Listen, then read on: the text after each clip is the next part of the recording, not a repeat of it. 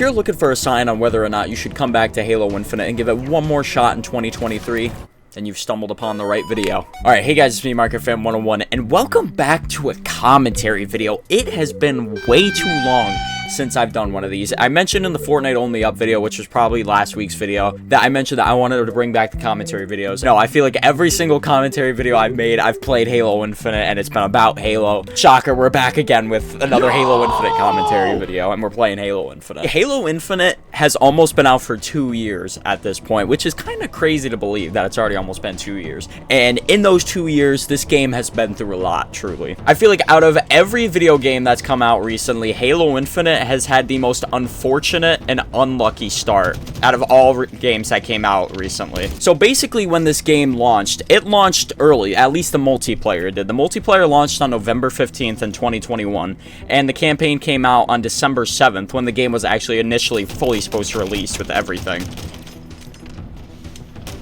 And the game had such an explosive start too. It peaked at, I think, like maybe 300,000 players within like the first few hours. Everybody was loving it when it first came out.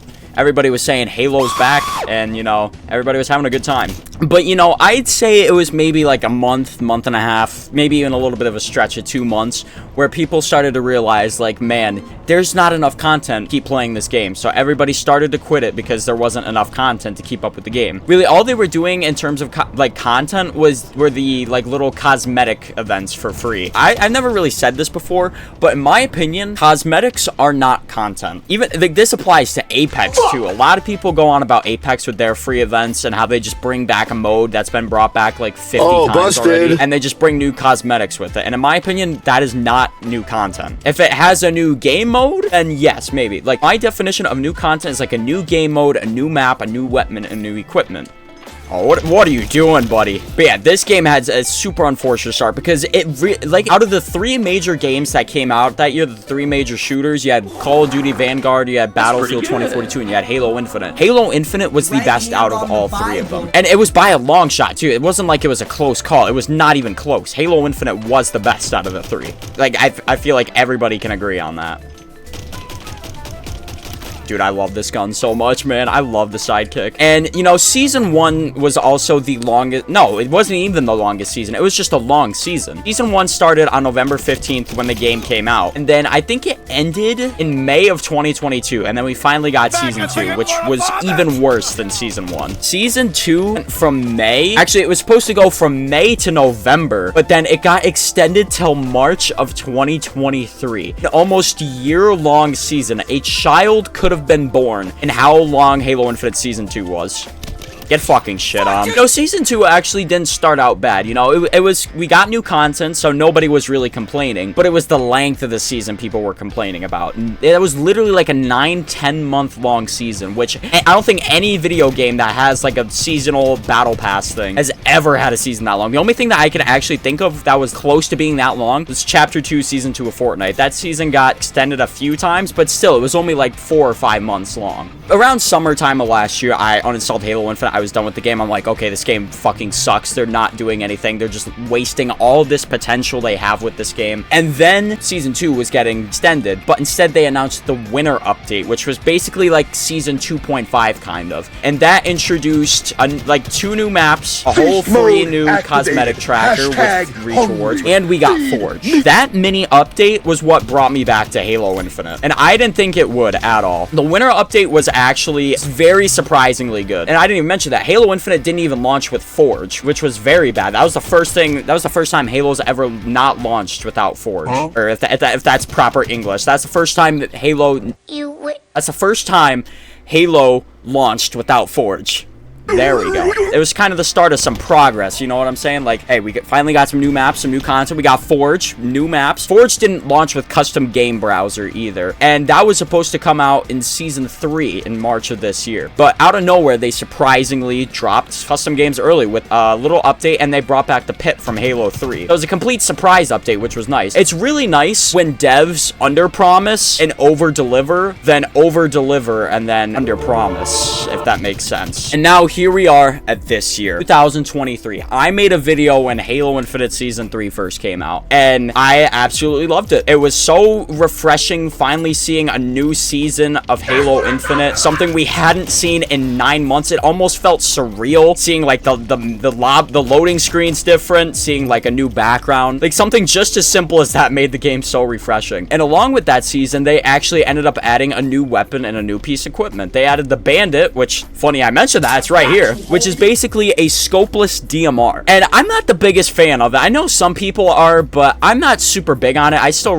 much rather prefer the Sidekick. No, let's give it a shot. Okay, maybe I was wrong about the Bandit. Never mind, this gun's horrible. And then that season, they also added the Shroud Screen, which is basically kind of like a smoke grenade in Halo, sort of. And Season 3, in my opinion, was the pivotal shift for this game. If this game launched how Season 3 was, and even how it is right now, this game would not be in the state that it is in right now, with like a lower player count, you know, not many people playing Halo. But here we are now in Season 4. This came out at the start of the summer, and this is hands down the best season of Halo Infinite. They just keep improving every season, which is great. This season's whole focus was on infection, and now obviously we have the infection mode, which should have been there from the start. I'm one of those guys who personally doesn't care. Like, should it have been there at launch? Yes. But am I glad that it's finally here? Absolutely. Like, I'm not gonna complain now that it's finally here. I'm not the biggest infection guy. I know that there's a lot out there, but I have played a few games of, you know what, fuck it, let's play infection. Why don't we? As you can see, I've been playing this season a lot. I'm tier 56 in the battle pass. I've been playing it a lot, and that leads me to my next point, the cosmetic department. Now, obviously, since this game is free to play, they have to make money somehow. So they have an item shop, but they got to make money somehow. They have a shop. They also do a very good job at giving away free cosmetics. In that Cyber Showdown 2 challenge that I just mentioned, you got this weapon model for the battle rifle for free. And there was also a sidekick, but I can't show it. We're loading into a game. And that's something I didn't even mention, was the weapon models. That's something new this season. It changes up the like model of your weapon entirely. There's one for the AR, the sidekick, the battle rifle. I think there's one for the DMR. There's one for the Bulldog. And like, it's something so small, but it actually feels so fresh to like see your gun look differently. Because in retrospect, Halo weapons really have not changed much from Halo to Halo game in terms of their looks. And actually, with these infection maps, they opened up parts of the maps that they took old maps and opened up new areas. So like, this is the map we were just on. This isn't an area on that map. They opened up parts of maps that have never been seen before. No, let's be a dick. Bonk. Oh, I'm such a dick. Out of every game that does free cosmetics, I must say Halo does it the best. They do free 10 tier prize tracker things, like twice a month at least. And the cosmetics are actually good. Like, it's not like they're like shitty cosmetics that no one's gonna use. Like, no, some of the cosmetics are actually really good. Like the winter update prize tracker, it was all Halo Reach stuff. Like, there's the CQB helmet, knives, like those were some of the nicest cosmetics in the game, and I see people use them all the time. And while it kind of does suck that like flexing a good Spartan in this game is kind of just basically showing how much money you spent on the game rather than your skill, compared to other Halo games where you unlock stuff based on like what rank you hit. Season 4, we also got 2 new maps, Scar, the big team battle map, which I still really haven't played that much. Then Forest one, I'm pretty sure it's literally just called Forest. Also, it's like a remade version of Launch Site from Halo Reach, and it's called Dredge. And we also got a remaster of Plaza from Halo 5, and I'm not a fan of it at all, really. It still plays the exact same.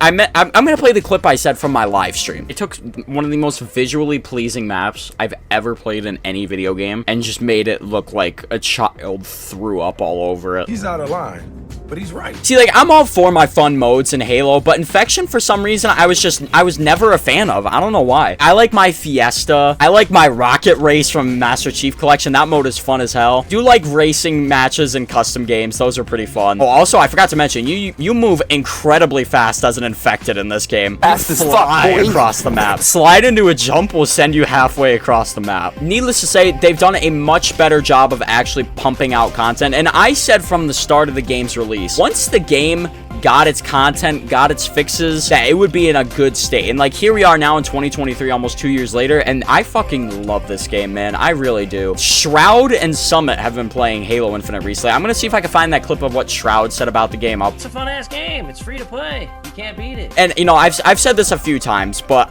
I'm a firm denier that just because it doesn't have a lot of views on Twitch means it's a dead game. I think that is the biggest piece of bullshit I've ever heard. The gameplay itself, when you look at it, was always good from the start. Like, there are still some issues, like there's still some desync, there's still some laggy servers, some random disconnect, but all that aside, the game is really good. I feel like now it's truly lived up to the Halo title. I don't think I even touched on this, really. The multiplayer is free to play, thing Halo has never done before. Now, I made a commentary video on free to play games, so if you really want to hear my whole opinion on that, then what the fuck? How did he get up there? What? How does one get up there? What the hell? How do you get up there on this map? What? Oh, I'm the infected. 1. Oh, There we go. 3. Oh, I'm popping off. And I haven't mentioned this yet either, but with Season 4, they added a new playlist called Squad Battle. 6v6, which already is very good. I think rather than 4v4, Halo should always be 6v6. The thing that's even cooler about this playlist is that all the maps are remakes of older Halo maps. No Blood Gulch yet, which is kind of surprising though, but we're going to jump into this playlist. This playlist was actually just supposed to be a weekly play. So every week, they, along with like the new challenges, the new weekly reward, the new item shop, throw in a new weekly playlist. And this was one probably maybe middle of July, and it was so well received that it is now a permanent playlist. Like, that is what every video game needs. If the playlist is popular and the people want it to stay, it should stay. And like, looking at the playlist now, there's so many more playlists. Like, I saw a tweet from Serasia how when this game first came out, there was 4 modes. Yeah, no, it was quick play, bot boot camp, big team, and ranked. Those were the only 4 things you could play when Halo Infinite first came out. Because custom games were broken at the start too. Like, if you made a custom game and invited your buddies and whatnot, I'm pretty sure those were broken. Out of every Halo, Halo Infinite has the best gameplay in terms of weapon play, equipment, vehicles, everything. This game has the best gameplay out of any Halo. Right, so the overall final verdict: is Halo Infinite worth playing in 2023? Absolutely. If you have not played this game in months, a year, or even since the first week it came out, this is the perfect time to try this game, especially since like nobody really cares about Call of Duty right now. Battle Royales are getting kind of stale. Halo Infinite is the best respawn arena shooter out there right now. They're getting their shit together finally. 4.3 is getting it right, and you could tell that they really do care about this game and they want it to be as good as it can. It just took them some time. Now that it's been 2 years, which some people will complain about, but now that everything's here, I don't fucking care that it took 2 years. This game is a freaking masterpiece. It really is. Still got some issues, but compared to what it was at launch, it is a completely different game. Let me know what you guys think of Halo Infinite's current state, and let me know if you guys want to see the commentary videos come back. Personally, I want to start uploading these a lot more, and thank you guys for watching, and I will see you guys next week, alright?